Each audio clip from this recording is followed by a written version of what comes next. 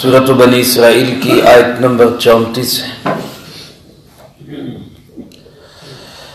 الحمدللہ وکفی والسلام علی عبادہ الذین اصطفی خصوصا علی سید الرسل وخاتم الانبیاء وعلی آلہ واصحابہ الاتقیاء اما بعد فاعوذ باللہ من الشیطان الرجیم بسم اللہ الرحمن الرحیم ولا تقربوا مال اليتيم الا بالتي هي احسن حتى يبلغ اشده واوفوا بالعهد ان العهد كان مسؤولا وأوفوا الكيل إذا كلتم وزنوا بالقسطاس المستقيم ذلك خير وأحسن تأويلا ولا تقربوا مال اليتيم، اور مت قریب جاؤ یتیم کے مال کے، الا باللتی ہی احسن، مگر اس صورت میں جو خوبصورت طریقہ ہو، حتی یبلغ اشدہ، یہاں تک کہ وہ اپنی پختہ عمر کو پہنچ جائے، وَأَوْفُوا بِالْعَهْدِ، اور اپنے وعدوں کی پاسداری کرو، ان العہد کان مسئولا، بے شک وعدوں کے متعلق پوچھا جائے گا، وَأَوْفُوا الْكَيْلَ إِذَا كِلْتُمْ، اور کیل کو پورا کرو جب تم کیل کرو، وزنوا بالقسطاس المستقیم، اور تولو ایسے ترازو کے ساتھ جو سیدھا اور درست ہو، ذالک خیر، یہ خود بھی بہترین چیز ہے، واحسن تأویلا، اور اس کا انجام بھی بہت خوبصورت ہے۔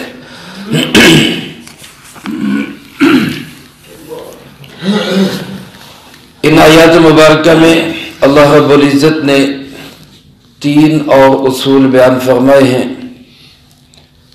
اس سے پہلے آپ حضرات 10 اصول سماعت فرما چکے، 11واں 12واں اور 13واں اصول ان آیات مبارکہ میں بیان ہوا۔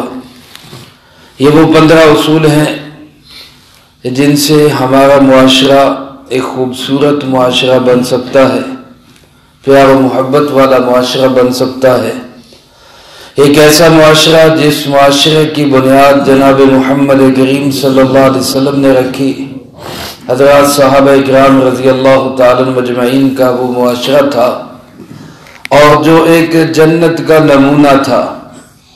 اللہ پاک مجھے آپ کو سب کو یہ 15 اصول اور ضابطے سمجھنے کی، زندگی میں لانے کی اور دوسروں تک پہنچانے کی توفیق عطا فرمائے۔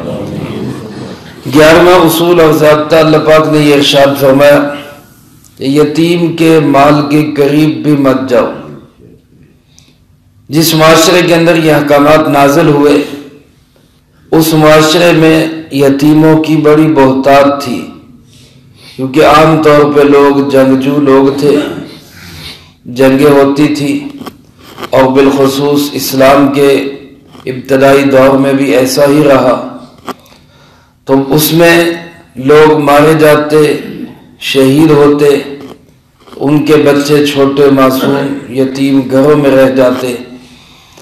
ان یتیموں کی کفالت کا اگر کوئی بندوبست نہ ہوتا تو لوگ آئندہ کے لیے جہاد میں جانا ہی چھوڑ دیتے کہ میرے چھوٹے بچوں کا کون والی وارث ہوگا۔ تو اللہ رب العزت نے ایک ایسا معاشرہ تشکیل دینے کے حکم ارشاد فرمائے کہ جس میں کسی آدمی کو یہ تکلیف محسوس نہ ہو کہ اگر میں اللہ کے دین کے لیے جان دے بھی دوں تو میرے بچوں کا کوئی مسئلہ نہیں ہوگا۔ ان کے سر پہ ہاتھ رکھنے والا معاشرہ، خوبصورت معاشرہ موجود ہے۔ اور عام طور پر بھی یتیم ایک ایسا بچہ ہے، ایک ایسا گھرانہ ہے کہ جو اپنا بوجھ خود نہیں اٹھا سکتا، تو اگر معاشرے کے اس کمزور طبقے کا بوجھ وہ لوگ نہ اٹھائے جو اٹھا سکتے ہیں تو یہ طبقہ پس کے رہ جاتا ہے، اور ایسا معاشرہ کبھی بھی خوبصورت معاشرہ نہیں بن سکتا۔ اس لیے جناب نبی پاک صلی اللہ علیہ وسلم نے بھی اس کے بہت فضائل ارشاد فرمائے۔ ایک حدیث پاک میں آپ علیہ الصلوۃ والسلام نے ارشاد فرمایا، دنیا کے گھروں میں اللہ کے نزدیک سب سے خوبصورت اور بہترین گھر وہ ہے کہ جس گھر کے اندر کوئی یتیم بچہ ہو اور اس کے ساتھ اچھا سلوک کیا جا رہا، سب سے بہترین گھر ہے۔ اور فرمایا اللہ کے نزدیک دنیا کے گھروں میں سب سے بدترین گھر وہ ہے تو جس گھر کے اندر کوئی یتیم بچہ ہو اور اس کے ساتھ بد سلوکی کی جا رہی، برا سلوک کیا جا رہا۔ اور آپ علیہ الصلوۃ والسلام نے ارشاد فرمایا، انا وکافل الیتیم کہاتین، فرمایا کل قیامت کے دن میں اور یتیم کی کفالت کرنے والا ایسے ساتھ ہوں گے جیسے یہ دو انگلیاں ساتھ ہیں۔ جو یتیموں کی کفالت کرے، ان کے سر پہ ہاتھ رکھے، ان کے جو ہے اخراجات کا بیڑا اٹھائے، اللہ کے محبوب نے فرمایا میں اور وہ قیامت کے دن دونوں ساتھ ساتھ ہوں گے۔ قرآن کریم میں اللہ رب العزت نے ابو جہل کی مذمت بیان کرتے ہوئے ارشاد فرمایا، فَذَلِكَ الَّذِي يَدُعُّ الْيَتِيمَ، یہ وہ بد نصیب اور محروم انسان ہے جو یتیموں کو دھکے دیتا۔ ابو جہل کا طریقہ کار یہ تھا، جب بھی کسی گھر کا کوئی سربراہ کسی جنگ میں قتل ہو جاتا تو یہ بھاگ کے جاتا اور ان سے جا کر ہمدردی کا اظہار کرتا کہ جی میں تمہارا میں بڑا ہوں، میں تمہارے گھر کا بوجھ اٹھاؤں گا، کوئی پریشانی کی بات نہیں۔ ایسی چکنی چپڑی باتیں کر کے ان کو شیشے میں اتار کے جو ان کا مال ہوتا اس کو خود اپنے ہاتھ میں لے لیتا۔ ظاہر اخراجات میں نے کرنے ہیں تو مال مجھے دے دو۔ وہ اس پہ بھروسہ کر کے سردار سمجھ کے اس کے حوالے کر دیتے۔ یہ کچھ تھوڑا بہت خرچ کرتا، باقی اپنے مال میں ملا کے اپنا مال بڑھا لیتا، اور جب یتیم بڑا ہوتا اور تقاضا کرتا کہ میرا مال اب مجھے واپس کر دو تو ان کو دھکے دے کے نکال دیا کرتا کہ جاؤ تمہاری کفالت پہ سارا خرچ ہو گیا، تمہارے میں نے خرچے سارے کر دیے، ختم ہو گیا تمہارا۔ اس لیے اللہ پاک نے معاشرے کے اندر ان یتیموں کی خاص طور پہ کفالت کا بہت زیادہ حکم دیا۔ ویسے تو کسی کا بھی مال کسی کے لیے بغیر اس کے اجازت نہیں، اس کی دل کی خوشی کے بغیر، جناب نبی پاک صلی اللہ علیہ وسلم نے ارشاد فرمایا، لا يحل مال امرئ مسلم الا بطیب نفسہ، کسی مسلمان کا مال کسی دوسرے مسلمان کے لیے حلال نہیں جب تک کہ اس کے دل کی خوشی نہ ہو، جب تک وہ دل سے راضی نہ ہو۔ یہ بعض اوقات بندہ مجبوری میں کچھ کسی کو دیتا ہے یا کوئی دباؤ پڑ جاتا ہے یا کہتا ہے یار یہ اب کرنا پڑے گا، تو یہ بھی آپ نے فرمایا کہ حلال نہیں، پاک اور طیب نہیں ہے۔ جب دل کی خوشی سے مسلمان اپنا مال کسی کو دے تو یہ مال پاکیزہ اور طیب مال ہے۔ تو کسی کا بھی مال کسی کے لیے حلال اور طیب نہیں، خاص طور پہ یتیم چونکہ کمزور ہے اس کے مال کے متعلق فرمایا لا تقربو، اس کے قریب بھی مت جاؤ، اس کے قریب بھی مت جاؤ، یعنی اگر اس کی کفالت کرنی ہے تو اپنے پاس سے کر دو، اس کے مال میں سے کچھ نہ لو۔ ہاں الا باللتی ہی احسن، ایسا طریقہ اختیار کر سکتے ہو جو خوبصورت طریقہ، احسن طریقہ، یعنی اس کا مال لو اپنے ساتھ تجارت میں شامل کر لو، اس کے مال کے حساب سے اس کا حصہ بنا دو اور اس حصے میں سے اس کو ماہانہ اس کو نفع دیتے رہو، اس کو خرچہ اس پہ کرتے رہو۔ اگر کوئی خوبصورت طریقہ ہو وہ اختیار کر دو جس سے اس کا مال ضائع نہ ہو، تمہاری طرف نہ آئے۔ میرے محترم دوستو، آج کسی گھر کا سربراہ فوت ہوتا ہے، اسلام کا تقاضا کیا ہے؟ سب سے پہلے اس کی تجہیز و تکفین اس کے مال میں سے ہو سکتی، یہ بوجھ بھی ہم نے خام خواہ نانکوں پہ ڈالا ہوا ہے، کفن نانکوں نے دینا ہے، فلانے نے کفن دینا ہے، یہ تجہیز و تکفین یعنی قبر کی تیاری یہ فلاں کے ذمے ہے۔ شریعت نے یہ اجازت دی ہے کہ یہ میت کے مال میں سے اس کی تجہیز و تکفین ہو سکتی ہے، اس میں سے وہ کر دے، کوئی اور آدمی کر دے تو اس کی مرضی ہے، اللہ اس کو اجر دے گا، لیکن یہ اس کے مال میں سے ہو سکتی ہے۔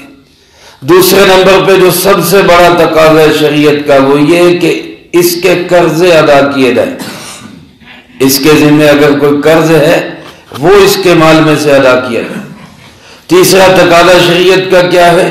اس نے اگر کسی کے لیے وصیت کی ہے تو اس کے مال میں سے 1/3 یعنی تہائی حصے میں سے اس کی وصیت پوری کی جائے، 1/3 میں سے اس کی وصیت پوری کی جائے۔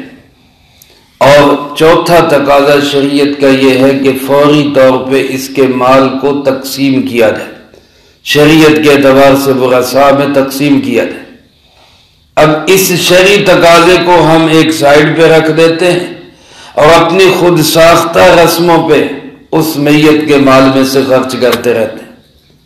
اگر تو میت کے ورثاء بالغ ہیں، اپنی مرضی اجازت سے خرچ کر رہے ہیں تو پھر بھی کسی حد تک قابل برداشت ہے، لیکن اگر میت کے بچے ہی چھوٹے ہیں، نابالغ ہیں، تو ان کی تو اجازت کا بھی کوئی اعتبار نہیں، اس کا جو مال اڑا رہے ہیں یہ سب یتیم کا مال کار ہے۔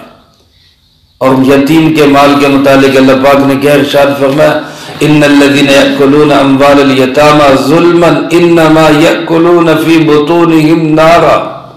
اللہ فرماتے ہیں جو یتیموں کا مال ظلم کر کے کھاتے ہیں، استعمال کرتے ہیں، ہڑپ کر جاتے ہیں، یہ اپنے پیٹ میں جہنم کی آگ بھر رہے ہیں۔ اللہ ہم سب کی اس سے حفاظت فرمائے۔ تو خوبصورت طریقہ اختیار کیا جا سکتا ہے جس سے یتیم کا مال بڑھے، یہ بھی نہیں کہ اس کو صرف بینک کے اندر رکھ دیا، محفوظ کر دیا۔ آپ حضرات جانتے ہیں کہ آج اس دور کے اندر بالخصوص پیسہ اگر محفوظ پڑا رہے گا تو وہ کم ہوگا، اس کا قوت خرید اس کی گھٹے گی۔ تو اللہ پاک یہ چاہتے ہیں اس کے پیسے کو بھی جو لوگ خوشحال لوگ ہیں، کاروباری لوگ ہیں، وہ خوبصورت طریقے سے استعمال کریں، اس کا پیسہ گھٹنے کی بجائے بڑھے، مزید اس کے اندر فائدہ اور نفع ہو۔ یہ کب تک کرنا ہے؟ فرمایا حتی یبلغ اشدہ، یہاں تک کہ یتیم اپنی پختہ عمر کو پہنچ جائے۔ یہ پختہ عمر کیا ہے؟ بعض حضرات نے فرمایا کہ بالغ ہو جائے، اور بلوغت کی نشانیاں ہیں، اگر وہ نشانیاں پائی جائیں تو ٹھیک، اگر نشانیاں نہ پائی جائیں تو 15 سال کی عمر سے بچے کو بالغ سمجھا جاتا ہے۔ اور ایک جگہ فرمایا لا یتم بعد البلوغ، بالغ ہونے کے بعد یتیمی ختم ہو جاتی ہے، بالغ ہونے کے بعد یتیمی ختم ہو جاتی ہے۔ لہذا جب بالغ ہو گیا اور سمجھدار ہو گیا تو اب اس کا مال اس کے حوالے کر دیا جائے۔ بعض علماء فرماتے ہیں کہ بعض بچے ہوتے ہیں جو بالغ ہونے کے باوجود بھی ابھی سمجھدار نہیں ہوتے، تو امام ابو حنیفہ رحمۃ اللہ علیہ نے فرمایا ایسی صورتحال میں 25 سال تک کی عمر تک اس کے مال کو سمجھدار لوگ اپنے ہاتھ میں رکھ سکتے ہیں۔ وہ 25 سال کی عمر ایسی عمر ہے جس میں انسان پختہ ہو جاتا ہے، تو پھر اس کا مال اس کے حوالے کر دیا جائے۔ فرمایا جب تک وہ اپنی عمر کی پختگی کو نہ پہنچ جائے اس کے مال کو خوبصورت طریقے کے بغیر استعمال نہیں کر سکتے، اس کے قریب بھی مت جاؤ۔ یہ 11واں اصول اللہ پاک نے ارشاد فرمایا۔ اور 12واں اصول فرمایا وَأَوْفُوا بِالْعَهْدِ، اپنے وعدوں کو پورا کرو۔ اس وعدوں سے 2 قسم کے وعدے مراد ہیں، ایک وعدہ جو انسان نے اللہ رب العزت سے کیا، ایک وعدہ جو ہم عالم ارباب میں کر چکے الست بربکم، اللہ پاک نے پوچھا کیا میں تمہارا رب نہیں ہوں؟ ہم سب نے، ہماری روحوں نے کہا بلا آپ ہی ہمارے رب ہیں۔ اب دنیا میں اس وعدے کی پاسداری کیا ہے کہ اللہ کے سوا کسی کو رب نہ سمجھے، ہمارا پالنے والا صرف اور صرف کون ہے؟ اللہ۔ اور دوسرا وعدہ ہم نے، اللہ پاک نے ہمیں کلمے کی دولت سے نوازا، ہم کلمہ پڑھتے ہیں، اس کا تقاضا کیا ہے؟ اے اللہ تیرے احکامات کو مانیں گے، جناب محمد کریم صلی اللہ علیہ وسلم کے طریقوں کے مطابق زندگی گزاریں گے۔ اس وعدے کو بھی پورا کیا جائے، اس وعدے کو بھی نبھایا جائے۔ کلمہ پڑھنا میرے بھائیوں صرف زبان کا بول نہیں ہے۔ اگر صرف زبان کا بول ہوتا تو عرب کے لوگوں کے لیے پڑھنا کوئی مشکل نہیں تھا، لیکن وہ سمجھتے تھے کہ اس کا تقاضا کیا ہے، اس کا تقاضا کیا ہے کہ اپنی مرضی ختم، اللہ کی مرضی شروع، میرا جسم میری مرضی، یا میں جو چاہوں وہ کروں، یہ سب کفریہ بول ہے، کفریہ بول ہے۔ اللہ کا دیا ہوا جسم ہے، اللہ ہی کی مرضی چلے گی، جناب محمد کریم صلی اللہ علیہ وسلم کا لایا ہوا دین ہے، اسی دین کے مطابق زندگی بنانی ہوگی۔ یہ بھی ایک وعدہ ہے، اس وعدے کو بھی نبھانا ہے۔ اسی طرح علماء نے لکھا ہے جو بندے آپس میں بندوں کے ساتھ معاہدے کر لیتے ہیں اور وہ کوئی غیر شرعی معاہدہ نہ ہو، اگر تو معاہدہ ہو غیر شرعی پھر تو اس کا توڑنا ضروری ہے، چاہے وہ دو بندوں کا ہو، دو خاندانوں کا ہو، دو قوموں کا ہو، اگر غیر شرعی معاہدہ ہے اس کا توڑنا ضروری ہے۔ کوئی سودی کاروبار کا معاہدہ کر دیا، کسی کے ساتھ وعدہ کر لیا تیرے ساتھ مل کے چوری کریں گے، اب کہہ جی وعدہ تو پورا کرنا شریعت کا حکم ہے لہذا کرنا چاہیے۔ کسی سے مل کے وعدہ کر لیا نعوذ باللہ شراب پئیں گے، گناہ کا کام کریں گے، اب کہہ جی وعدہ تو نبھانا پڑے گا۔ تو یہاں پہ شریعت یہ نہیں کہتی وعدے نبھاؤ، آپس میں کوئی معاہدے کیے غیر شرعی کاموں کے تو ان کا توڑنا ضروری ہے۔ ہاں اگر شرعی کاموں کے یا جائز کاموں کے وعدے کیے ہیں، کاروبار کا وعدہ کر لیا ہے، کہیں شادی بیاہ کا وعدہ کر لیا ہے، تو اللہ پاک فرماتے اوفو بالعہد، اپنے ان معاہدات کو پورا کرو، ان وعدوں کو نبھاؤ۔ ان العہد کان مسئولا، کیونکہ وعدوں کے متعلق آخرت میں پوچھا جائے گا، قیامت میں سوال ہوگا اس کا۔ میرے محترم دوستو، جب قومیں، لوگ، افراد معاہدوں کی پاسداری چھوڑ دیتے ہیں تو اللہ کی رحمتیں برکتیں اٹھ جاتی ہیں۔ اس لیے کاروباری معاہدے ہوں، لین دین کے معاہدے ہوں، آپس کے اندر شادی بیاہ کے معاہدے ہوں، حتی الامکان کوشش کرنی چاہیے کہ ان وعدوں کو نبھایا جائے۔ علماء نے لکھا ہے کہ جو جانبین سے وعدہ ہوتا ہے جس کو معاہدہ کہتے ہیں، دو شخصوں نے مل کر وعدہ کیا کہ یہ ہمارا آپس کا معاہدہ ہو گیا، کاروباری لین دین ہو گیا، اس کے متعلق تو فرمایا اگر کوئی ایک شخص مکرے اور کہے میں نہیں پورا کرتا تو عدالت کے ذریعے اس کو مجبور بھی کیا جا سکتا ہے کہ اپنا وعدہ پورا کرو، تم نے وعدہ کیا تھا اس کو پورا کرو۔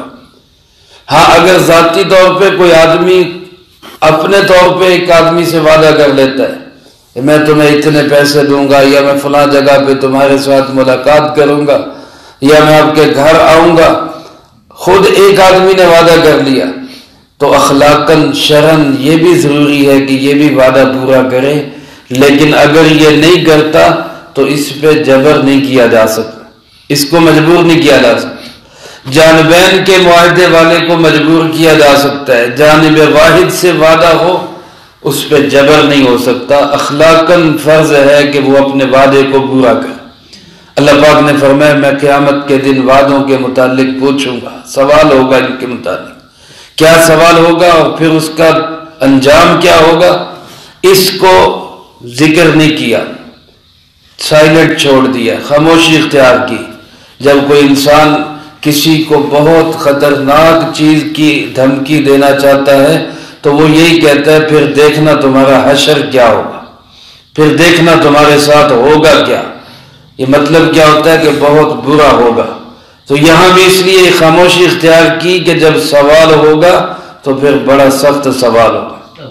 اور ویسے بھی جناب نبی پاک صلی اللہ علیہ وسلم نے عملی منافق کی نشانیوں میں ایک نشانی یہ بھی بتائی ہے کہ جب وہ وعدہ کرتا ہے تو وعدے کو پورا نہیں کرتا، ٹالنے کے لیے وعدہ کرتا ہے۔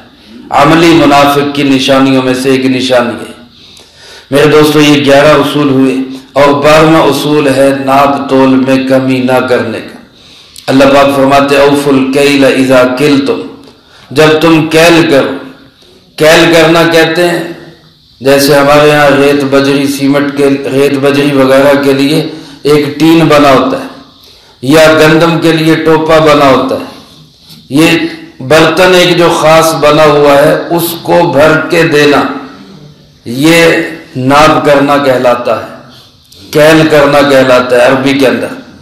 اور وزن آپ ذرا سمجھتے ہیں، ترازو کے ذریعے وزن جو ہوتا ہے، تو دونوں چیزوں کو اللہ پاک فرماتے ہیں ماپ کرو، کیل کرو یا وزن کرو۔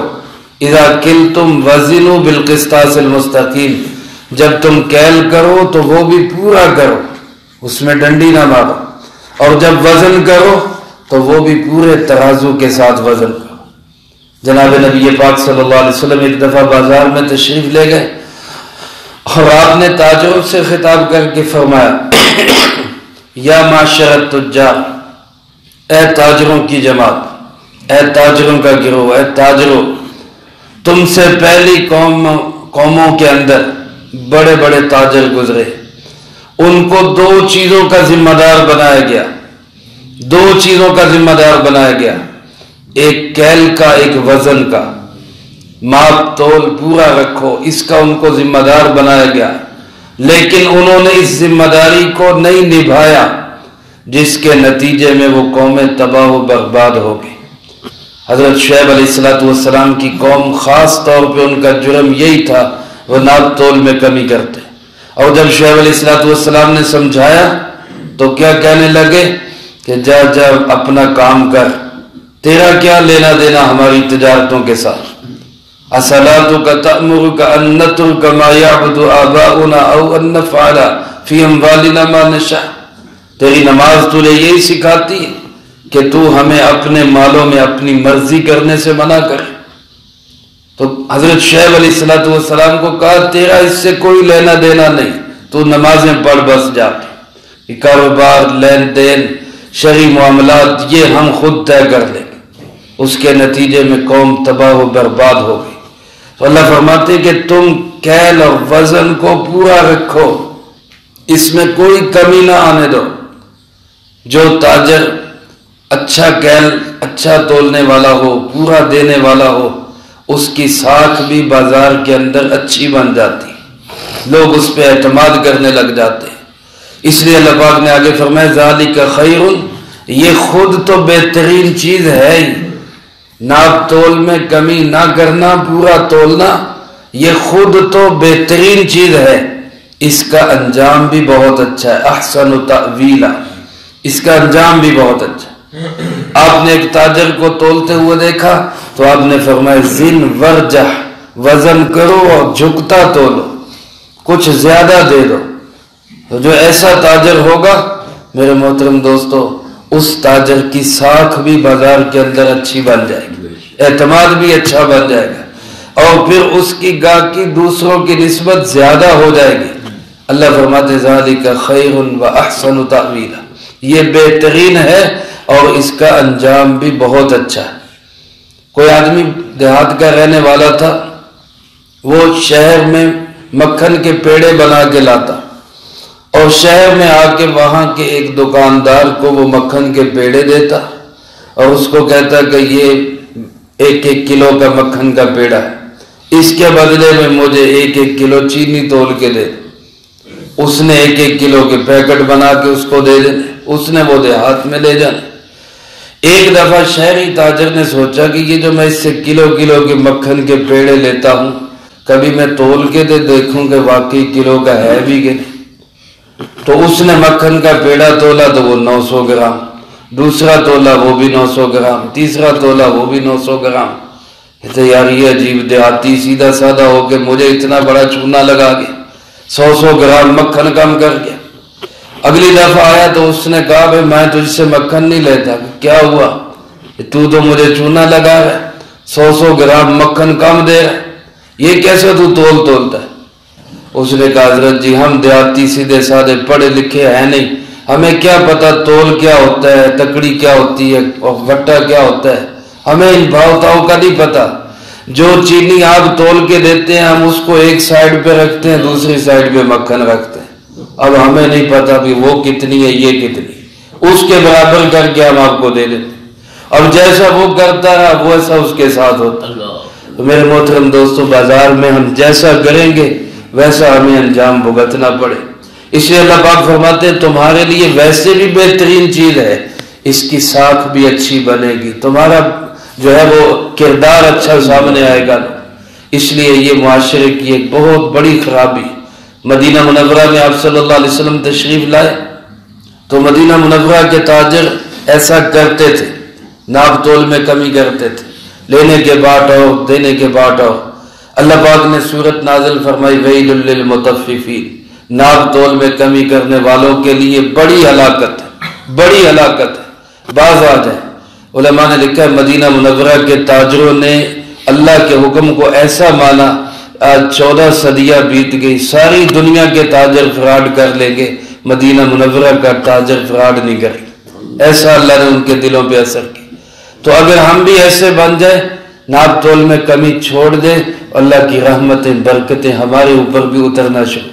اور علماء نے یہ بھی لکھا ہے ناپ تول میں کمی یہ بھی ہے کہ ملازم اپنے اوقات ملازمت پورے نہ کرے، یہ بھی ناپ تول میں کمی۔ صرف یہی کمی نہیں کہ تولنے والا ہی ناپ تول میں کمی کرے، 8 گھنٹے کی ڈیوٹی میں سے 6 گھنٹے ڈیوٹی کرتا ہے، 2 گھنٹے چائے سگریٹ پینے میں سیر و تفریح میں گزارتا ہے، یہ بھی ناپ تول میں کمی کرے۔ بلکہ امام مالک رحمۃ اللہ علیہ نے فرمایا جو نماز صحیح نہیں پڑھتا، رکوع صحیح نہیں کرتا، سجدہ صحیح نہیں کرتا، اس نے بھی اللہ کے حق میں ناپ تول میں کمی کر دی، یہ بھی متفف بن گیا۔ تو ہر حق والے کا حق اس کو پورا دے دینا، یہ ناپ تول پورا کرنا ہے۔ کسی بھی حق والے کے حق میں کمی کر دینا، یہ ناپ تول میں کمی میں داخل ہے۔ اللہ ہم سب کو سب کے حقوق پورے ادا کرنے کی توفیق نصیب فرمائے، اور ان تمام اصول و ضوابط کو زندگی میں لا کے دوسروں تک پہنچانے کی توفیق عطا فرمائے۔